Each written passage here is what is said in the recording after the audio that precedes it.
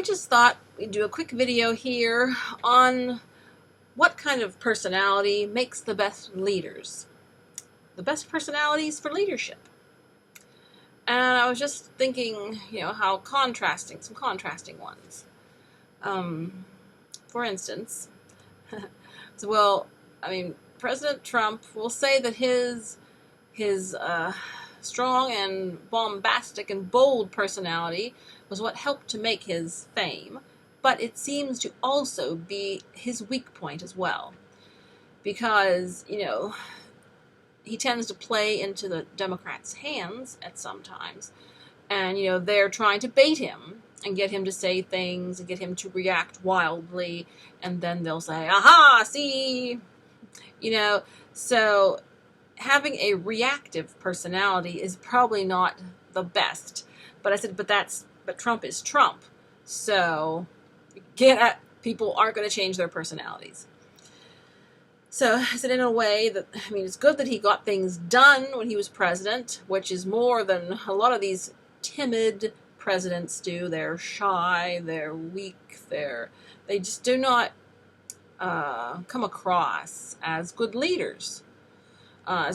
Trump came across as a strong leader, but often as someone who just ran recklessly into things.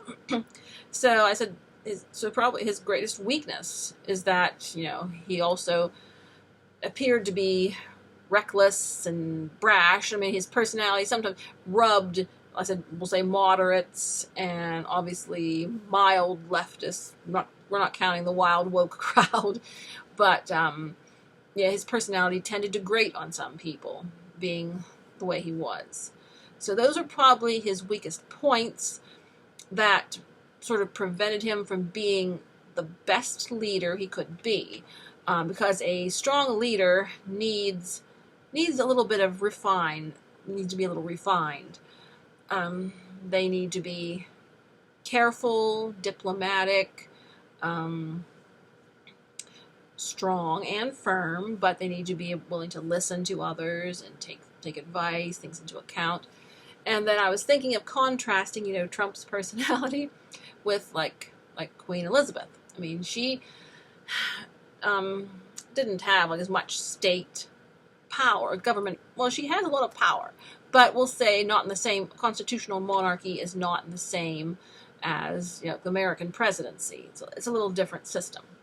But just thinking of the personality of the leadership, people loved Queen Elizabeth because she was a steady figure. She was calm. And like I said, and nations need a steady hand. And I said, also being neutral, politically neutral, that helped. Helped her popularity. But yes, she had to be diplomatic and be able to handle situations well. And she was very calm. And took things in, reflective, introspective. I'm sure she had her weak spots and her blind spots as well. But I said, definitely, as I look at the leadership personalities, I can see why she ended up being such a great leader. But yeah, I said, probably being partisans and biased in America makes it harder to be a great leader for everyone. So I would say there's a lot of things that I admire about Queen Elizabeth, and she was sort of able to be the queen for everyone of all, in her country, Commonwealth, races and genders and everything. Whereas in America, the politics seems to either polarize one way or polarize the other. And so that leaves at least 50% of the country feeling like they are the enemy, and that leaves a lot of independents and moderates feeling they're stuck in the middle. So it's kind of rough on, I guess, our types of country with these presidents and all.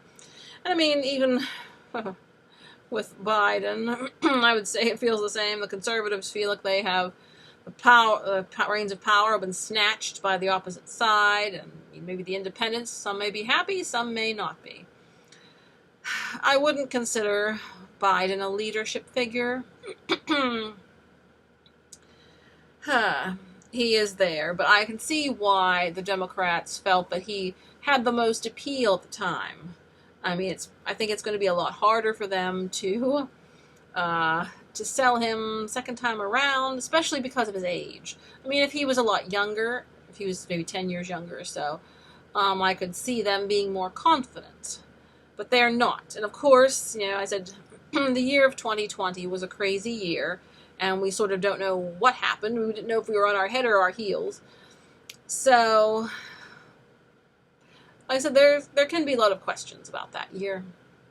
And the questions will remain. I said, as we get away from the politically correct years, because right now, the left tries to shut down anyone who says that, anything was suspicious about any election in 2020. Oh, of course everything was perfect and honest. But as we get away from that time period, 5, 10, 15, 20 years, I think, there won't be so much bias, and there'll be more people will look back on history and see and acknowledge the irregularities and the strange times that brought about these changes. So, but some things, you just can't talk about right at the time. For instance, like the COVID and the masks and the shots and everything, the left wouldn't let you discuss them right at the beginning, which was crazy. But see, now I think things are easing up a little bit on it. People are not getting so upset.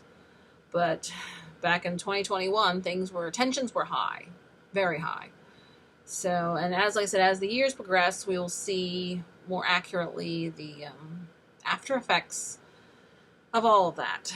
So, but leadership.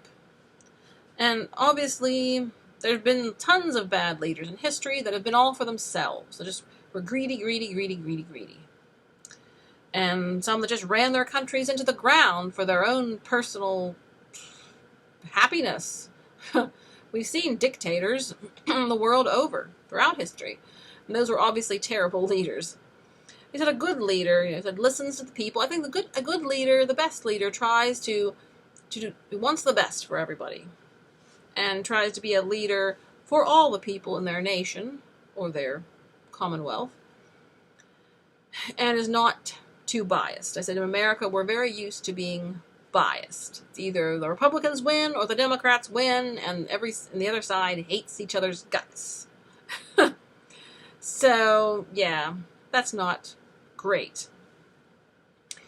And looking at the presidents in the past several years, I said, yeah, I mean, the system's pretty much the same. Each side takes turns winning, and each side hates the other side for the most part. I mean, maybe there's some moderates that are happy with either, but there's definitely a ton of polarization in America and the way it goes. So, I'm sure the other countries that do not have presidents have polarization too, but their polarization is on a lower level because they're not polarizing in their nation's leader. They're polarizing in their, House of Commons, House of Lords, their lower houses, prime ministers and stuff. So it's not as big.